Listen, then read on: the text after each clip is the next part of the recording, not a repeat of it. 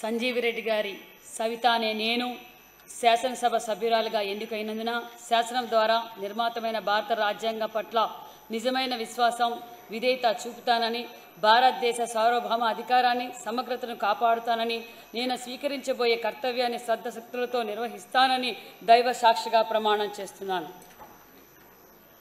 ఆంధ్రప్రదేశ్ శాసనసభ్యురాలుగా సంజీవిరెడ్డి గారి సవిత అనే నేను సభా నియమాలను కట్టుబడి ఉంటానని, వాటిని అనుసరిస్తానని, సభా మర్యాదలను పాటిస్తానని, సాంప్రదాయాలను గౌరవిస్తానని దైవ సాక్షిగా ప్రమాణం చేస్తున్నాను.